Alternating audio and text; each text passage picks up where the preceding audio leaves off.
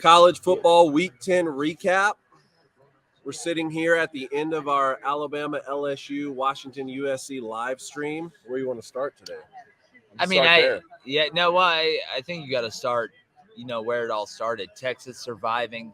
Thought Malik Murphy, when I use the word survive, I think it's the most potent. He made some good plays. He made some devastating plays that hurt you defensively, that kept Kansas State in the game.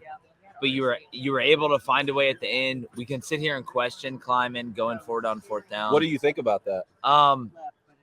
It's hard for me to sit here and say, duck the money. Mm-hmm. I thought Kansas State had the momentum. I agree with you. At the same time, you're trying to beat Texas. I didn't mind it. I mean, if you have the momentum, why not kick the field goal? Yeah, the field goal. Let's go to overtime. I'm fine either way. I'm like, man, you can beat Texas right now. You're from the 5. I think, What would you do if you're the coach? If it's me, I'm kicking the field goal. I think that's the difference between, seizing the moment, seizing the opportunity, and making a drastic decision. I call this the Dan Lanning decision. And listen, at the end of the day, if you don't get it, you can at least hold your head on the we went for it, whatever. Mm-hmm. But I don't think that takes the pain away when I think the smart decision was kick the field goal. You just kicked Texas's ass on defense. Mm-hmm. You made him take it. I know your kicker had missed a 20-yarder earlier in the game, but he made the one to send it to overtime. He should sell some confidence. I thought that was a misjudgment. Interesting. Them having 2 losses, you got a chance to beat Texas. My gut in the moment said I don't mind it, but it was a risk. And hey, and if it paid off, we're probably having a different Well, I think there's a difference between I don't mind it and it's the right call. What's the right decision? If you're closer, I understand it, but from the 4 or the 5, I don't like it. Analytics don't lean with you anyways on that. If you're closer, if you're 2-yard line or closer, then I understand it. You have the momentum. You kick that field goal. Let's go into overtime and let's find out. But if you're Texas on the road to finding a way to get there, you had to catch a couple breaks with Malik Murphy being in there and Quinn Ewers being hurt. Again, we use the term survive a lot, and I think it's kind of watered down. But in this case, I think Texas surviving is against useful. The defending Big 12 champs too. I think it's one of those that you look back on the end of the year, especially with Oklahoma losing. That's the thing. It's one of those things where Texas got through it, and I think it's I picked them to be in the playoff, picked them to win the Big 12. You got to catch a couple of breaks in between. I think so. Texas 1 loss still. Oklahoma went to Oklahoma State. I talked about this game all offseason. Bedlam, the last edition that we might see. Mike Gundy and Oklahoma State, where they were saying a lot of things in the offseason about Oklahoma leaving next year to the SEC. They beat Oklahoma. That's Oklahoma's 2nd straight loss in a row. I didn't have a dog in a fight, and I was still on pins and needles watching this game. Yeah, well, I think me and you picked Oklahoma State to win this game during the offseason. In the offseason, I did, and I didn't have the guts to ride with them in our pick 'em. I thought Oklahoma was going to win. I mean, obviously, when you look at what Oklahoma State's done, I think it's one of the best resurgence stories in college football this year. They're basically left for dead. You had a 3-quarterback rotation. You figured it out. Ollie Gordon is when you talk about a dark horse for Heisman, I think it's the best example of a dark horse for Heisman. Does he remind you of Le'Veon Bell at all? A little bit. The patience in the hole, the way he runs. A little bit. I'll say this. I think when it comes to this game, when it comes to Oklahoma, we talked about them reverting back to who Oklahoma was in Brent Venables' first year, giving up a lot of explosives. I actually think Oklahoma State was just a better team today. Yeah. They look good. And there was a couple of 4th and 1s and 3rd and 1s that Oklahoma State didn't get. That, you got the turnover where they tried the trick play and threw it back. We let off one of the shows this week on Crane & Company with, it's as the little brother. Very rarely do you get opportunities to make a statement that'll last for a lifetime. I think Oklahoma State grasped that opportunity. I think they understood it. I think watching some of the catches they made early in the game, we talk about Oklahoma State's running game with Ollie Gordon. I think some of the catches the receivers made. Rashad Owens. Oh, dude. The plan was clear from the beginning. Yeah, for sure. I thought they punched way above their weight. Not only did they beat Oklahoma in a rivalry game, you took them out of the national championship conversation. and possibly took them out of the Big 12 championship conversation. It's sad that we see this is one of the actual true casualties that we have with, what we call the geostorm of conference realignment. I'm going to hate to see this game go away, but if I'm Oklahoma State, I'm never scheduling Oklahoma Just again. sending them out. Yeah, I'm never scheduling you again. Both teams had their mistakes, but OU had a fumble, missed field goal. Nick Anderson dropped that touchdown. Yep. Blaine, do you think that the Big 12 worked themselves out of the college football playoff, or can No, Texas I think a one-loss Big 12 champion Texas team, especially with the brand that Texas is, will get into the playoffs. Gotcha. Texas may have to beat Oklahoma State now. Which Missouri, I think they can. Yeah, they will. Missouri fought hard today. Missouri's a good football team. Georgia's a better one. Yeah, I still think I have a lot. I mean, a lot of kudos to Missouri and Jinkowitz the way they played, especially coming out in that first half. Brady Cook, Luther Burden, I mean, they're phenomenal. But I mean, we look at Georgia, and I mean, the defense is, that has questions. Especially after watching Alabama and LSU of what Milroe can do. If you look at a Georgia team, what beats Georgia, what hurts Georgia. That's a quarterback who can throw it and run it, right? And especially QB design runs. I think Alabama looked like that team today. If you're Kirby, without Brock, there's a lot of things you can't get over. I mean, Oscar Delp's a good piece. Lam McConkey's a great player. I mean, you have good positions on that offense, but is it enough? It doesn't feel like if you're a Georgia team right now, you're going to get better each week in and week out. That's the way Kirby does. But I don't feel like it's good enough right now. This Georgia defense doesn't look like Georgia defenses in the past. And I think Missouri kind of showed that, especially in the first half. You saw what Brady Cook did with his legs in this entire game. And if you don't think Jalen Milroe, after we watch him just play his best performance, is going to do that in the SEC championship, Kirby can scheme against that fine. I don't think Georgia has the same guys, right? Especially in the secondary, the same guys to get them over the edge to where, we have a guy that we can just lock down the side of the field. You don't have that guy this year. But they're still undefeated.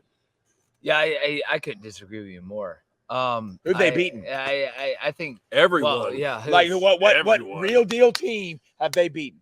Everyone they face, though. Okay, congratulations. That's a schedule. But right now, who you taking, Bama or Georgia?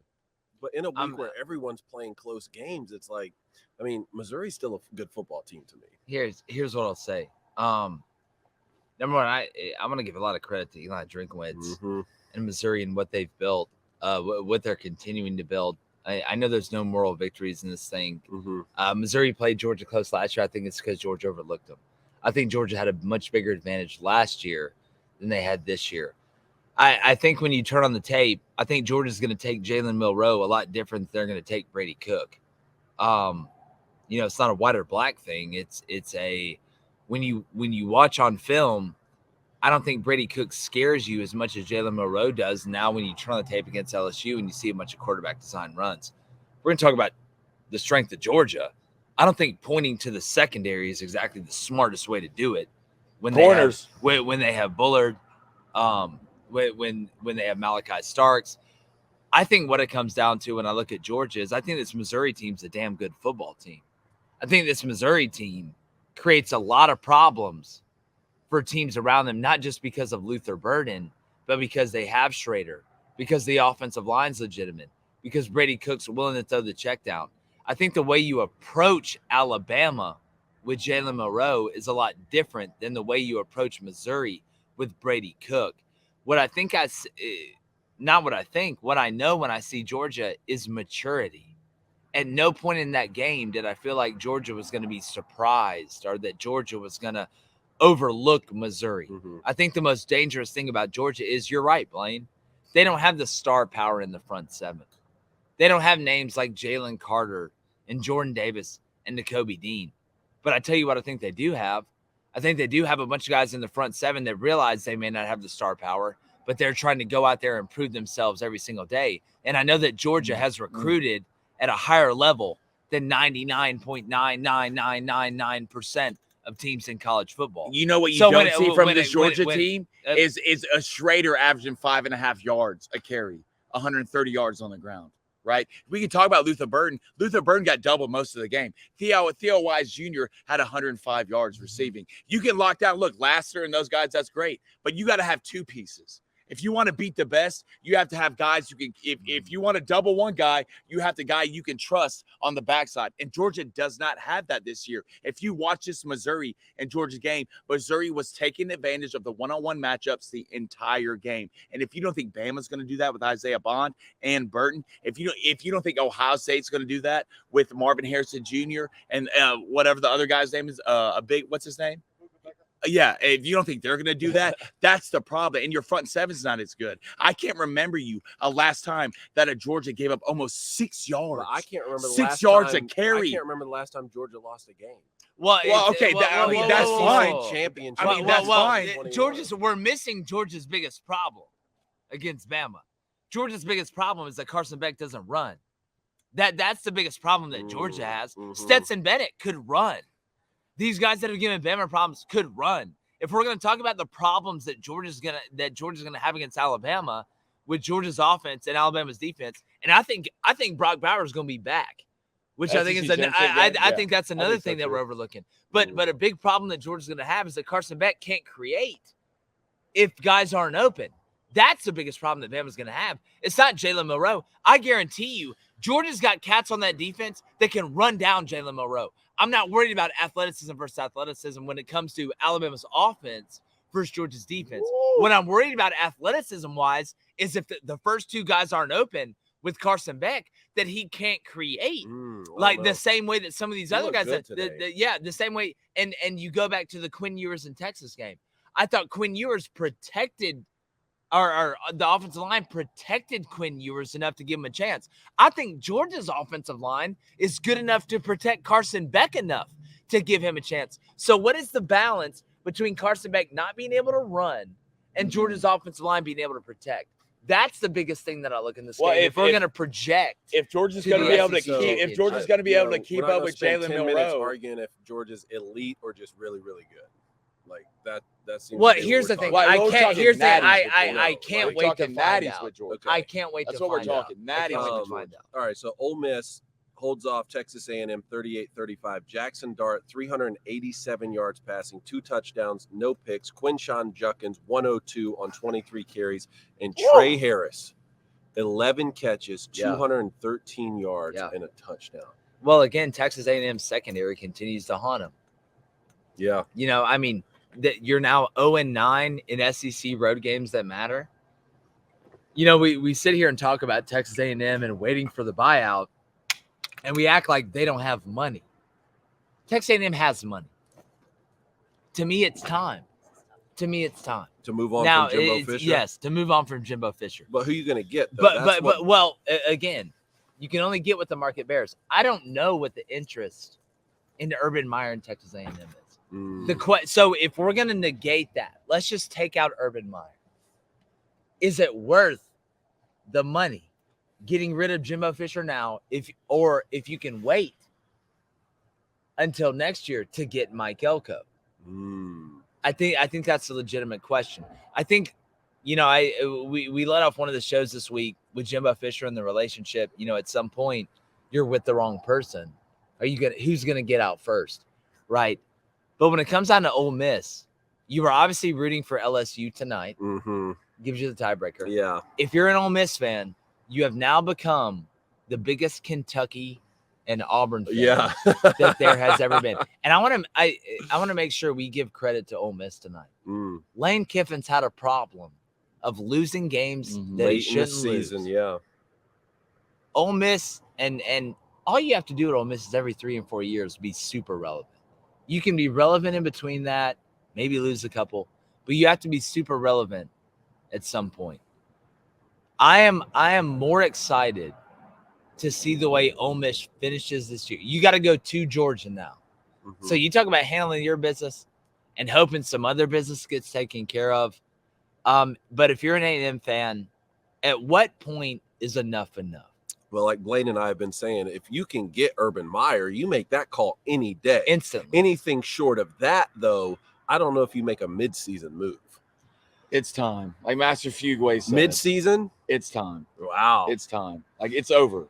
It's over. You're going to run into a 7-5 season again. You know what you have. It's time to get rid of him. Well, Well, how about this one? We've been talking about Sam Pittman and Arkansas. Then they go on the road and win in Florida in the Swamp for the first time. Their first win in the Swamp. Really, I didn't know that. That's what they said at the end of the I said this the entire week. It feels like this is a game Billy tell me if Napier I'm wrong. loses. You did say that. It feels like a game Billy Napier loses. Then you look like the back half of Florida's schedule. It's not great. Florida's looking at a 7-5 season. That's what they're looking at. Right. I think this is the worst thing that could have happened for Arkansas because they don't fire Sam Pittman. This is the worst thing. And kind of in the same light with Jimbo Fisher. Now you have a grain of hope a little bit, right? And then you get Auburn coming to town. And then you win that one, you have even more of a grain of hope. I think this is just going to continue the inevitable. If you're Billy Napier, this is a devastating loss. Yeah. It's a devastating loss. It's a tough one. It's as big of a loss as the Tennessee win was a win. Yeah, you lost to Vanderbilt last year. I'm not going to say this loss is equal to losing to Vanderbilt because it's not. But if you're Billy Napier, it's really hard now with the rest of your season where you're going to be fighting to go bowling. This is one you felt like he almost not had to have that he would be fired, but from just a momentum in recruiting and things like that standpoint. But I honestly believe that this hurt Arkansas worse than it hurt Florida. KJ played like KJ, man. KJ Jefferson, 255 through the air, 20-31 passing, 2 touchdowns. Arkansas rushed for 226 against this Florida team. Yeah, Rocket Sanders being back. Yep. It's huge. We said that the entire week. Rocket Sanders. Well, Rocket Sanders has been there sometimes. It's the fact that Florida missed a field goal. You can't make a field goal, to win the game at home. It never comes down to one play. If it doesn't, but when your job is one play, when your job is one play to win the game at home, there's a lot to go on the smack kid here. Florida could have done plenty of things. Florida could have done plenty of things throughout that game to not. They could have, and again, I'm not saying that. It's just one on him, but you had a chance at home, makeable field goal to win the game, to put it away, and you blew it, dog. Even that strip on Pearsall. Yeah. In the first half, it was like Arkansas wanted the football game. Well, we just watched one of the best field goal kickers in the nation miss 2 field goals, and you don't put your trust in a kicker ever. Will Riker? No, but again, situationally, you're up 14 when he misses that field goal. One that you got right. Blaine and I rode with Notre Dame. You took Clemson. Yeah. They were really in control the whole game.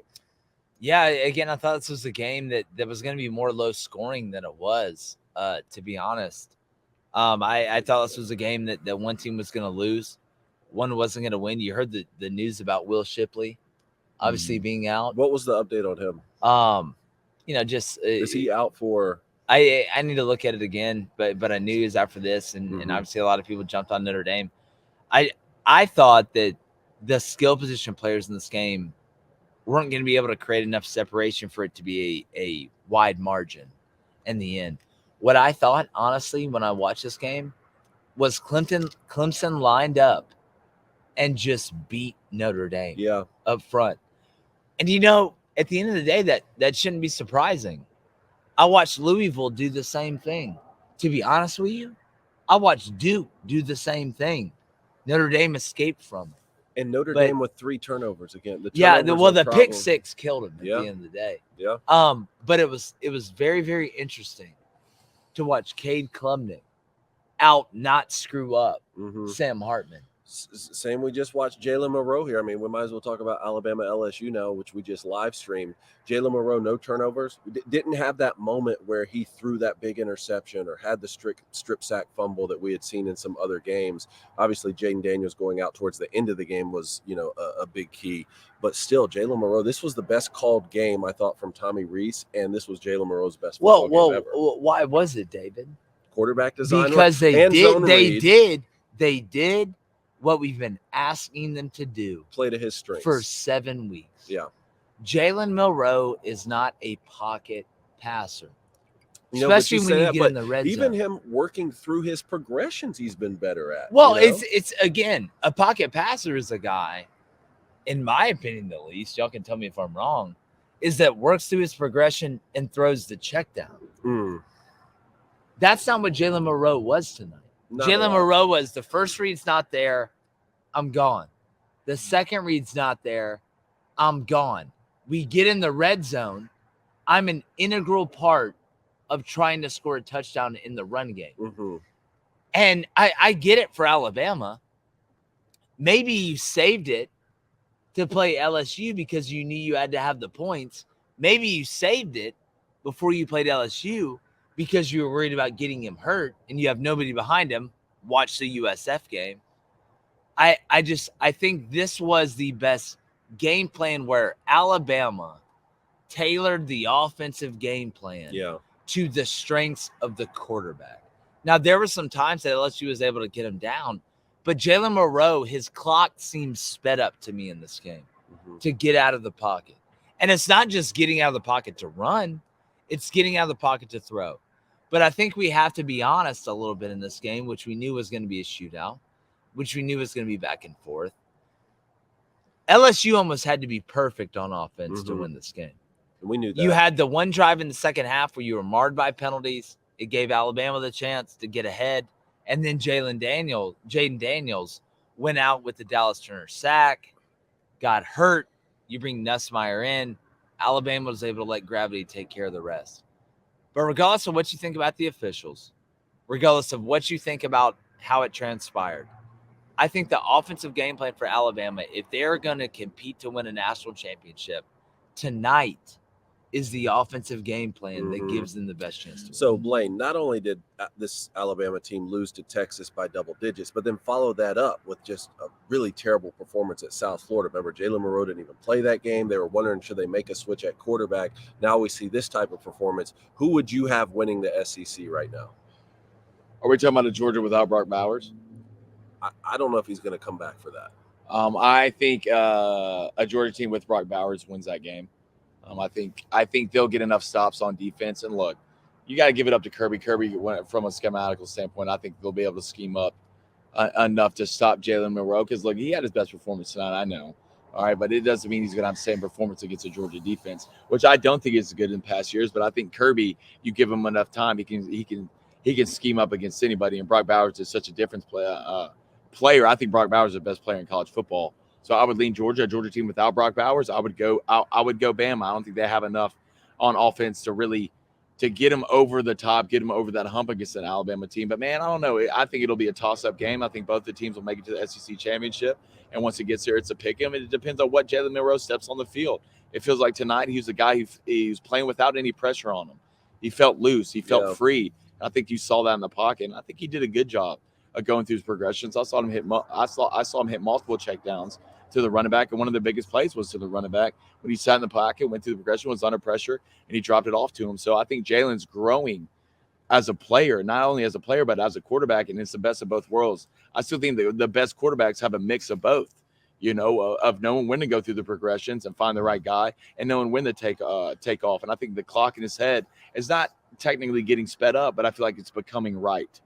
He knows the right time and the right moment, when to run, when to check down, when to go through his progressions. And that's just called growing up. It's experience, and you see it. He's a young guy. Washington USC was a top 20 matchup. Washington ends up winning that 52-42. The overhit, you'll never win a championship. The overhit. You'll never win a championship. I won $800 tonight. A lot of them because Washington was able to do that. Here's what I'll say: USC's defense sucks. I don't think that's any question. I think Michael Penix is still going to be your leader for the Heisman, and he should be. But when I look at Washington, the offense is going to be there. I'm not worried about them being able to score points. The question is when you run up against a team. I think the new clock rule hurts Washington maybe more than anybody in the country right now when we're looking at it, because the only way you not stop Washington, but slow them down is by limiting possessions. So if they run up against a team like a Michigan like a Georgia, somebody that is going to slow the pace down. They're going to run the ball. They realize what they're going up against. Can Washington be perfect in possessions? Yeah. Not just scoring, but scoring touchdowns and not turning the ball over. I just don't trust them, David. Not that I don't think Michael Penix is going to be a great NFL player. Not that I don't think they have skill position guys out the wazoo that are going to be great NFL players. But when I look at that defense, when I look at the way that Caleb Williams was able to get, every escape room they put him in, he was able to get out. Not only get out, but make profitable plays. If we're talking about teams that are going to win the national championship, not teams that are sexy, not teams that are cute, not teams that are great during the regular season, but in those games, and we see it in the NCAA tournament basketball, we see in the NFL playoffs, where maybe the offense isn't operating at 100%. Can you still win the game? I don't trust Washington to win that game, David. Well, I can't argue that, but if you're going to play defense like that, you better have a quarterback like Michael Penix Jr. and 3 first-round wide receivers on the outside. A couple other things around the country. NC State with a nice win over Miami, 20-6. Producer Justine's pumped about that. She's thrilled. I can feel it. Indiana beat Wisconsin. Didn't see that one coming. Michigan State beats Nebraska. I was wrong on that one. I mean, that's a big win for Michigan State at home. Yeah, boy, you talk about ugly games. I think you named most of them. There's a couple teams I do want to give credit to. I think Florida State started slow. I think it shows you the maturity of the team that is Florida State. Yeah. On the road at Pitt. Yeah. They've got everything to lose. Pitt has nothing to lose. They didn't play great. Boston College, great win. Over 5.5 wins on the season. Georgia Tech. You had that as a future. Yeah. Boston College. I did. People thought I was crazy taking Boston College over 5.5 wins before the season, especially when they lost to Northern Illinois week 1. Jeff Hafley, they're able to right the ship. Georgia Tech with Brent Key. I had that as a dog pick. Huge win over Virginia. I'm unbelievably proud of those guys. When you look at Miami, I know they're beat up, but I'll tell you what, Dave Doran, if you'd have told me that NC State would be better benching Brennan Armstrong, I can't believe I it. would have looked you in the eyes, called Shutter Island, had a speedboat sent over here, and put you in it next to it with Leo DiCaprio. I can't believe it. Just incredible performance. I got the hiccups. Auburn, big plays. Big plays today. Yeah, they beat Vandy. Congratulations. I mean, they beat Vandy. Okay, you're the fastest kid at Fat Camp. Big plays though, and the under hit against all congratulations. odds. South Carolina survived Jacksonville State. That one was looking ugly for a bit. Yeah, it was. I mean, especially with what Rich Rod's been able to do. I mean, talk about being the skinniest kid at Fat Camp. I mean, South Carolina at this point, you're just hoping. But no, it was a nice win. You look around the periphery of the SEC, Kentucky handled business in Mississippi State. Zach Arnett's future, very interesting. I got to get rid of the hiccups. Army, dominant win over Air Force. And then Kansas was another dog pick. I think you and I had Kansas, right? Yeah, we did. Yeah, 28-21 over Iowa State. That was huge. Oregon 63-19 over Cal was a big win. What was the Iowa Northwestern 10-7? That under. Yeah, you bet your ass that under. Illinois beats Minnesota. I took Minnesota in that one. I was wrong. Louisville 34-3 over Virginia Tech was a nice win. Penn State took care of business. Maryland just hadn't been what I thought Maryland was going to be. I thought they were going to play a little better this year under Mike Locksley. That was 51-15. What was the final in the Utah 55-3 over Arizona State? I didn't know this Utah team was capable of scoring 55 points against anyone. Well, you control the line of scrimmage in the game. That's what dictates it. That's what Utah did the entire game. But really just, a solid day of football. Yeah. West Virginia 37-7 over BYU. I thought BYU could keep that one a little bit closer. Like you talked about, Kentucky 24-3 over Mississippi State. And as we sit here right now, because we are recording this live from brand new neighbor Brian's yard, say go blue to everybody, Brian. Yeah. Oh man, this guy right here. There you go. So it's still Saturday night. Colorado's trying to move the ball here. Against Oregon State at 7-3, but a solid day of college football. Oh, dude, without a doubt. I'm trying to get rid of the hiccups. Yeah, it was a great slate. Great slate. It's always a great slate. Anytime there's college football on, it's only going to get better and better. November's when you really find out The about championship teams. weeks. November's when you really find out about who the real dogs are. I don't want to talk about Purdue scoring on the slot fade. That makes me there want to throw with up. 15 like seconds David, left look, against Michigan. I don't even want the fact that you bring that up makes me. I can't even look anybody in the face. Yeah, I don't even want to talk about it. Like, you're slowly making me root for Ohio State after that. You hear this guy over here? You hear this guy? He's trying to get invited back to the house, Brian. Yeah, exactly. Invite me back. Any other thoughts? No, I think we're good, man. I think we're good. Elite. Great day today. Great day. Great day today. Great day. Thanks, God, I Booster got Club. the Jetty Thanks on. for Hey, coming y'all to are great. Nashville. Love y'all. Love y'all.